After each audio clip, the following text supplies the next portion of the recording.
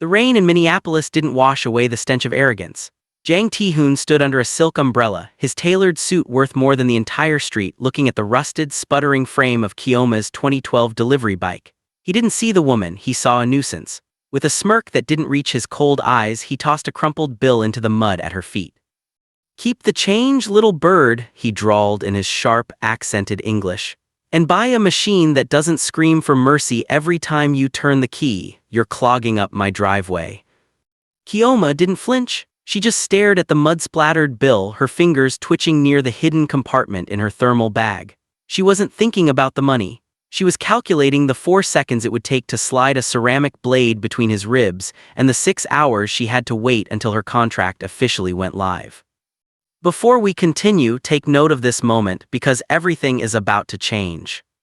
Kyoma Okafor was a ghost in high-visibility yellow. To the hungry elite of the city, she was just a pair of hands delivering spicy jollof or overpriced sushi.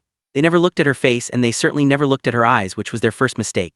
Her second-hand bike, nicknamed the Beast, was a symphony of rattles and oil leaks, but it was the perfect camouflage. No one suspects the girl struggling with a kickstart of being the most efficient cleaner on the coast.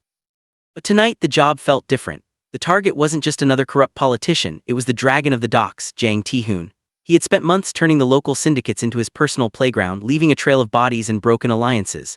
As Kyoma rode away from his penthouse, the mockery of his laughter still ringing in her ears, she checked the encrypted HUD inside her helmet. The red dot over the penthouse glowed like an ember. He thought she was a delivery girl who couldn't handle the fast lane. Tonight, she was going to show him exactly what happens when the slow lane catches up. The humidity clung to Kyoma like a second skin as she maneuvered through the gridlocked madness of Minneapolis. Every pothole sent a jarring shudder through the bike's frame, a metallic groan that mirrored the ache in her own joints. To the commuters trapped in their air-conditioned glass bubbles, she was a blur of neon fabric and exhaust fumes, a desperate soul chasing pennies in a city that traded in billions. They didn't see the tactical harness hidden beneath her oversized windbreaker or the way her gaze scanned the rooftops for vantage points instead of street signs. Her destination loomed ahead, a monolith of chrome and reinforced glass that seemed to repel the very heat of the sun. The security at the gate didn't even ask for her ID, they just saw the logo on her thermal bag and waved her toward the service entrance with a flick of a hand that suggested she was less than human. She parked the Beast near the gleaming line of black SUVs that guarded the entrance like sleeping predators. As she unstrapped the delivery bag, the heavy glass doors slid open. Jang Tae-hoon stepped out, flanked by men whose jackets struggled to conceal the bulk of their holsters. He stopped dead, his gaze raking over Kyoma with a look of profound physical revulsion. "Is this what passes for service here?" Tae-hoon asked, his voice a low, melodic rasp. He walked toward her bike, circling it as if examining a carcass. He reached out a gloved hand and tapped the rusted fuel tank, a relic of a failing world. "This machine is held together by nothing but filth and prayer. It's an insult to the pavement it sits on." He looked at Kyoma then, his eyes searching for a flicker of shame. He saw the sweat on her brow and the dirt under her fingernails, but he missed the stillness of a predator. "Your people cling to these ghosts of the past and wonder why the future leaves you behind," he sneered, pulling a silk handkerchief to wipe the invisible stain of her presence from his glove. "Move this scrap metal before I have my men incinerate it. You're an eyesore, girl." Kyoma didn't answer. She took the receipt he offered with a slight bow, her head lowered just enough to hide the fire behind her pupils. She climbed back onto the saddle, the seat scorching her thighs, and kicked the starter. The engine coughed, a violent, dying sound that drew another round of laughter from the men on the steps. As she pulled away, the vibration of the bike smoothed out into a rhythmic hum. She reached up, tapping the digital face of her watch. The display flickered from the time to a crimson countdown timer, 04:59:59. The mockery didn't matter. The insults were just noise. In 5 hours, the world Tae-hoon thought he owned would belong to her and his future would end in the dark. The neon glow of the city faded into the dim, amber hum of Minneapolis as Kyoma pulled into a narrow alleyway behind a row of crumbling tenements. She pushed the bike into a freight elevator that smelled of damp concrete and ancient grease, the iron cage groaning as it ascended to a floor that officially didn't exist. When the door slid open, the delivery girl vanished. Her apartment was a sanctuary of cold efficiency, a sharp contrast to the chaotic heat of the streets. She stripped off the high-visibility vest and the sweat-soaked windbreaker, revealing the lean, corded muscle of an athlete who lived on the edge of a blade. The room was divided into 2 worlds. One corner held a modest cot and a stack of worn books, while the rest was a high-tech workshop. Modular weapon racks lined the walls, and a multi-monitor setup cast a cool blue light over a workbench littered with disassembled drones and signal scramblers. Kioma moved with a ritualistic grace. She picked up a customized 9, the metal cool and familiar in her palm. She checked the slide, the click echoing in the silence of the room. This was her true language, not the stuttering cough of a bike engine or the polite murmurs of a courier, but the silent, final period at the end of a sentence. A terminal on her desk chirped, a single line of encrypted text bleeding across the screen. Target confirmed, 0 hour approaching. She tapped a sequence on the keyboard, and the distorted voice of the ghost filled the room, sounding like gravel being crushed under a boot. Ti-Hoon is moving faster than anticipated, Kioma. He's not just expanding, he's burning down the existing hierarchies. The dock unions are in revolt and the local syndicates are losing blood. He is destabilizing the city's peace for the sake of a monopoly. He thinks he's untouchable because he's new money.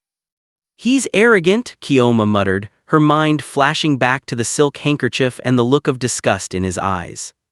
Arrogance is a terminal illness, the ghost replied. Tonight you are the cure, remember. He is surrounded by a dozen men at all times, but his ego is his biggest blind spot. Eliminate him before the sun rises, or the streets will run red with more than just rain. Kioma stared at the countdown on her wrist. The numbers were tumbling towards 0. She reached for a matte black tactical suit, sliding her arms into the reinforced fabric. She wasn't the girl on the old bike anymore. She was the shadow in the corner of the room, the ghost in the machine, and the last thing Jang Ti-Hoon would never see coming. The skyline of Minneapolis was a jagged crown of fire and shadow as Kioma returned to the monolith. The heavy thermal bag was gone, replaced by a streamlined jump kit and the weight of a suppressed firearm pressed against her thigh. She didn't use the front gates this time. Instead, she ghosted through the service entrance, her movements fluid and silent, a wraith in matte black fabric. She braced herself for the intricate dance of avoiding sensors and timing the patrol rotations she had memorized, but as she slipped into the service corridor, a cold prickle of unease climbed her spine. The biometric lock on the freight elevator was humming, already bypassed. The door to the secondary stairwell, usually alarmed and deadbolted, stood a fraction of an inch ajar. Kioma flattened herself against the wall, her heart rate steady but her mind racing. She moved upward, a shadow ascending through the gut of the building. On the 40th floor she encountered a guard. He was leaning against a marble pillar, his gaze fixed firmly on a darkened window, pointedly ignoring the corridor she needed to cross. He wasn't lazy, he was waiting. The ease of the breach felt like a trap, a velvet-lined path leading to a slaughterhouse. She reached the mahogany double doors of the private study, the air here smelling of expensive tobacco and the ozone of high-end servers. The heavy doors were unlocked. Setting her feet, Kioma drew her weapon, the silencer leading the way as she nudged the door open just wide enough to sight her target. Ti-Hoon was there, silhouetted against the floor-to-ceiling glass, his back to her. He was on the phone, his posture uncharacteristically slumped, the dragon looking suddenly like a man under siege. Kioma centered the glowing dot of her sight on the base of his skull, her finger tightening on the trigger.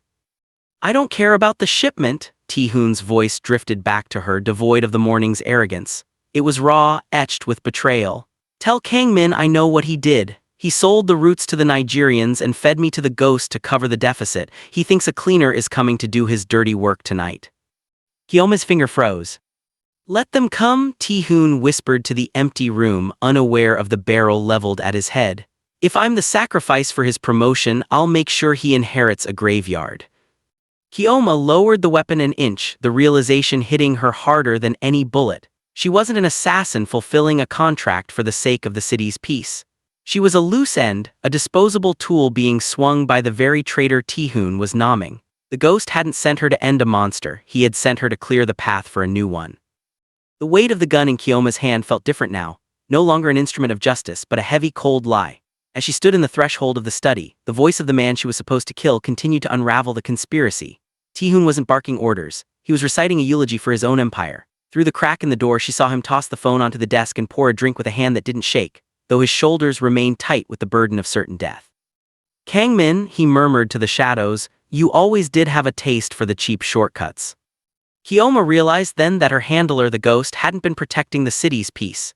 He had been brokering a merger. By using her to remove Ti-Hoon, the transition of power would be seamless, leaving Kangmin as the new kingpin and Kioma as the convenient scapegoat found at the scene of the crime. She was the delivery girl once again, only this time she was delivering a coup. The silence of the penthouse was shattered by the muffled thwip-thwip of suppressed submachine guns echoing from the corridor. It wasn't the sound of the building's internal security. It was rhythmic, tactical, and approaching with terrifying speed. A flashbang detonated in the outer lobby, the white noise bleeding through the mahogany doors. Keoma didn't think, she reacted. She kicked the study doors open, not to fire at Ti-hoon but to dive behind the heavy oak desk just as a spray of high-velocity rounds shattered the floor-to-ceiling windows. Glass rained down like diamond dust shimmering in the moonlight. Ti-hoon didn't scream. He hit the floor, his eyes wide as he found himself staring into the face of the woman who had delivered his dinner 6 hours ago. She still had her weapon raised, but it was pointed at the door, not at him. "The delivery girl," he gasped, the irony cutting deeper than the shards of glass. "Change of plans," Keoma hissed, the red dot of her sight dancing across the doorway as the first of the black-clad mercenaries breached the room. "The people you pay to protect you just sold your life for a promotion, and if we stay here, they're going to collect." Outside, the hallway swarmed with professional killers, men who didn't mock old bikes or look away from service entrances. These were the real shadows sent by the same man who had given Keoma her orders. She was trapped in a glass cage with her target, and for the first time in her career, the hunter was being hunted. Ti-hoon scrambled for a handgun hidden beneath the desk, but a mercenary's bullet grazed his shoulder, sending the weapon skidding across the polished floor. As a killer leveled his barrel for the finishing shot, Keoma leaned out from behind the oak barricade. 2 muffled cracks from her suppressed 9mm sent the attacker backward, his life leaking into the plush carpet. She didn't offer a hand to help Ti-hoon up. Instead, she grabbed him by the collar of his expensive, blood-stained shirt and hauled him toward the private elevator. "Move," she commanded, her voice like grinding stones, "unless you want to see how much more mercy your men have in their magazines." Another volley of gunfire chewed through the mahogany desk, splinters flying like shrapnel. They tumbled into the narrow service corridor behind the study, a space Ti-hoon likely hadn't visited since the building was finished. He pressed his back against the wall, clutching his bleeding shoulder, his breath coming in ragged gasps. The arrogance was gone, replaced by a haunting realization as he looked at the woman in the tactical suit. "You," he breathed, the recognition finally locking into place. "The girl with the scrap metal bike. You weren't just a witness this morning, you were the shadow." "I was sent to kill you," Keoma said, her eyes fixed on the door they had just exited, "but it seems someone else is trying much harder than I am. Your second-in-command didn't just hire me, he hired a small army to make sure neither of us leaves this penthouse alive." Ti-hoon let out a dry, bitter laugh that turned into a wince. "Kangmin, he always hated my lectures on discipline. I suppose he found a more permanent way to end the conversation." He looked at her weapon, then back at her face. "Why save me? You could have just slipped away in the chaos. Your contract would have been fulfilled by their hands." "My contract was with a man I thought was a ghost, not a puppet for your traitor," Keoma snapped, checking the weight of her remaining magazine. "And right now you're the only person with the biometric codes to unlock the service basement. You aren't my target anymore, Ti-hoon. You're my shield. We get out or we die together in this glass tomb." Ti-hoon straightened his posture, a flicker of the dragon returning to his gaze despite the pain.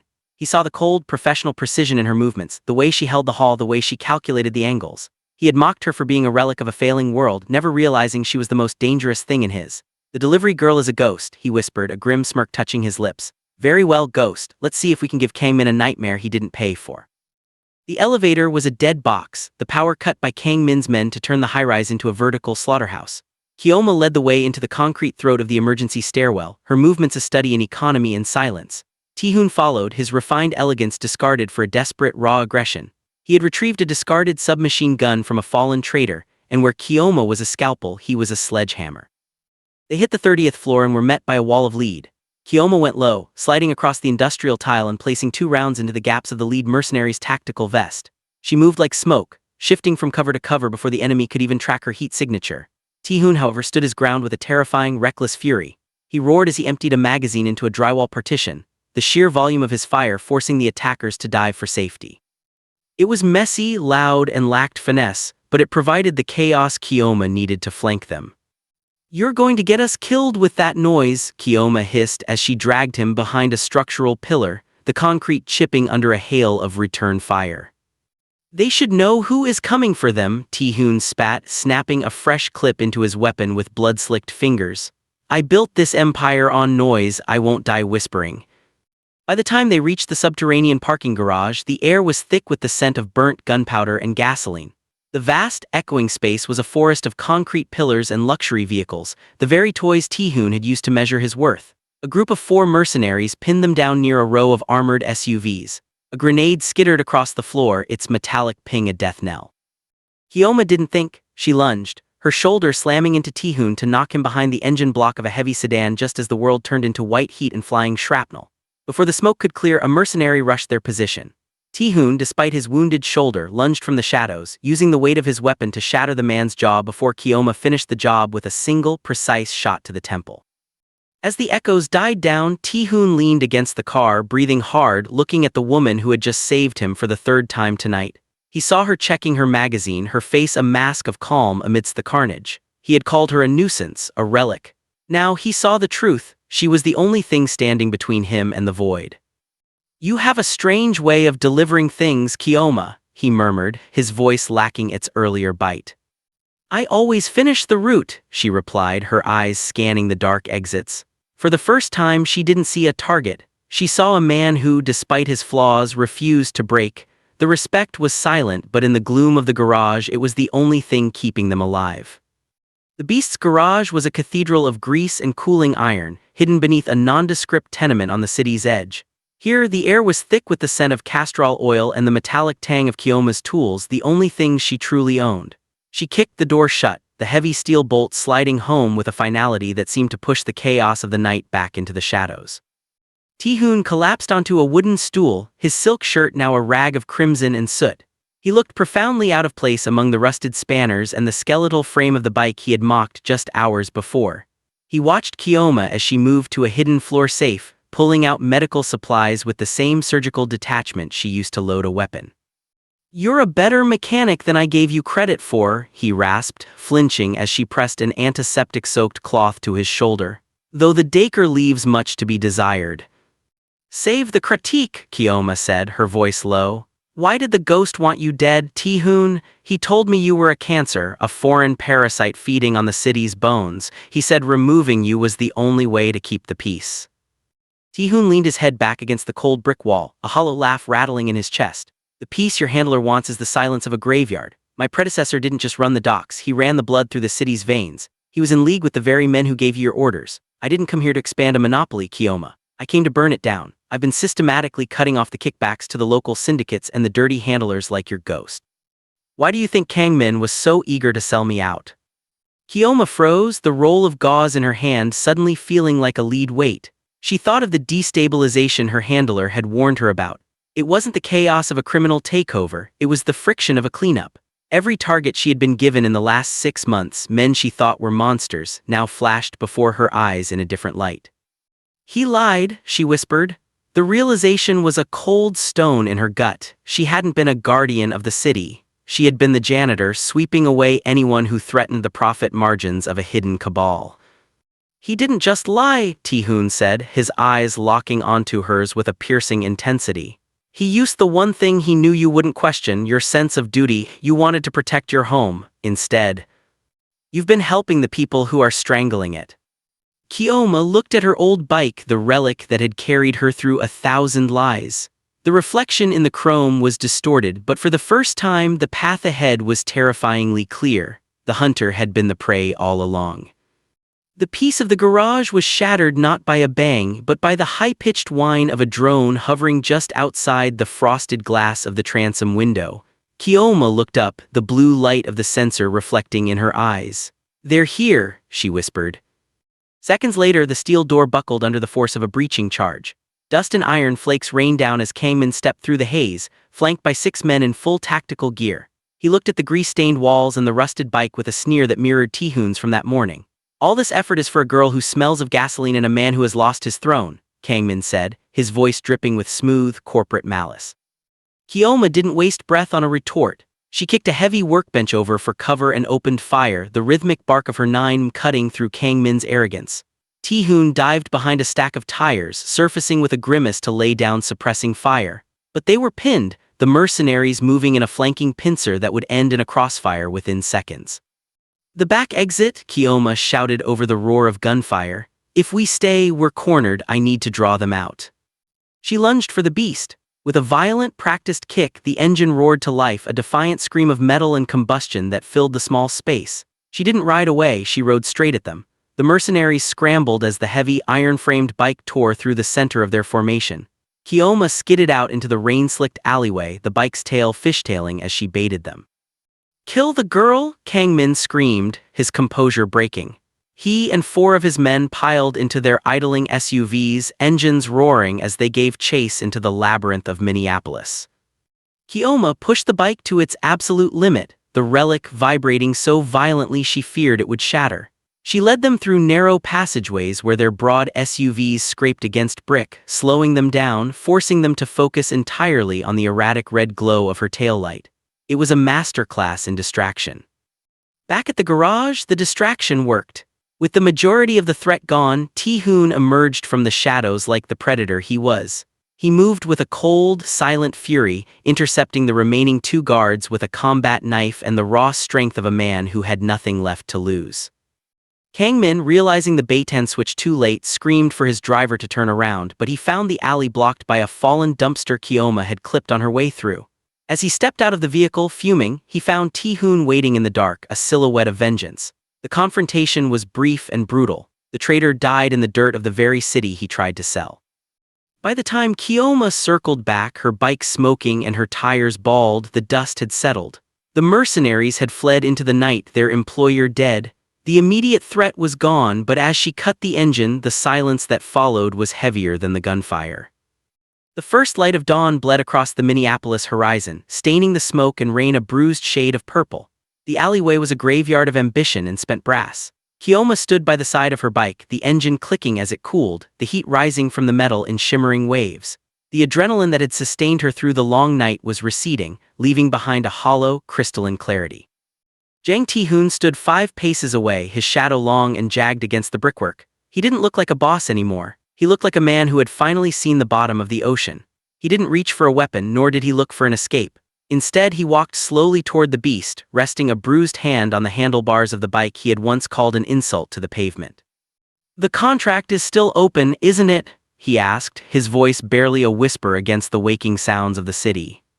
Keoma didn't blink. She raised her weapon, the motion fluid and practiced. The barrel was steady, pointed directly at the center of his chest. "The ghost doesn't cancel orders," she said, her voice devoid of emotion. "In his world, a job left unfinished is a death sentence for the cleaner." Ti-hoon nodded, a ghost of a smile touching his lips. He didn't flinch. "Then fulfill the lie, Keoma. Pull the trigger and deliver the piece your handler promised you. You'll be his favorite tool until the day he decides you know too much. Or," he paused, his gaze shifting from the gun to her eyes, "you can walk away from a world built on shadows. I'm rebuilding this city from the docks up. I don't need a servant and I don't need a cleaner. I need a partner who knows exactly how dirty the streets really are." He stepped closer, the muzzle of the gun now inches from his heart. "You've spent your life being told who the monsters are. For once, choose for yourself." The silence between them stretched, thick with the weight of the lives they had both taken and the one they had shared for a few violent hours. Keoma looked at the man who had mocked her poverty, then at the man who had bled beside her in the dark. She thought of the peace she had been sold and the betrayal that had bought it. Her finger tightened on the trigger. The city around them began to roar to life, the sound of distant horns, the cries of vendors, the pulse of a world that didn't care who lived or died. Keoma's expression remained a mask of iron, as unreadable as the dark water of the lagoon. Slowly, deliberately, she pulled the hammer back on her gun. The metallic click echoed through the alley like a final, definitive heartbeat. The hammer locked into place with a definitive mechanical snap that seemed to silence the awakening city. Ti-hoon didn't blink. He met her gaze with the quiet resignation of a man who had finally found something worth dying for. Keoma felt the familiar weight of the weapon, the cold certainty of the mission she had been trained to execute. But as the seconds ticked by, the image of the mud-splattered bill from the previous morning flashed in her mind, replaced instantly by the image of Ti-hoon shielding her from the grenade in the garage. She realized then that power wasn't found in the pull of a trigger or the accumulation of wealth, but in the agency to define one's own path. To kill him was to remain a prisoner of the ghost's narrative, a delivery girl carrying out someone else's terminal orders. To let him live was to reclaim her identity.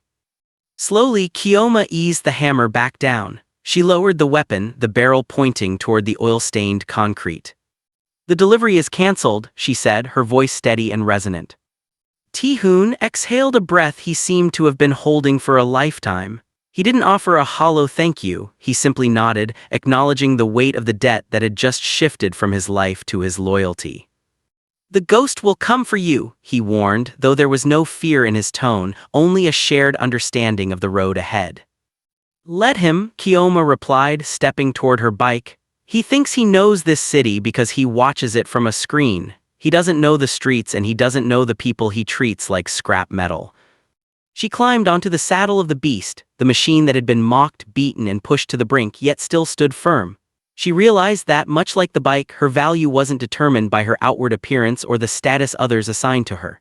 True strength was found in resilience, and true justice was found in the courage to question the hand that feeds you. "If we're going to rebuild this place," Kioma said, looking back at Ti-hoon as the sun finally crested the rooftops, "we start by making sure no one else is used as a disposable weapon." Ti-hoon stepped up beside her, his hand resting on the sissy bar of the old bike. A new foundation then, not built on shadows but on the truth. Kioma kicked the starter. The engine roared to life, no longer a scream for mercy but a declaration of presence. As they rode out of the alley and into the light of a new Minneapolis, she knew the fight was far from over. But for the first time in her life, she wasn't just following a route, she was choosing the destination. If this story kept you watching, like, subscribe, and share your thoughts in the comments. Your support helps us create more gripping, high-stakes stories.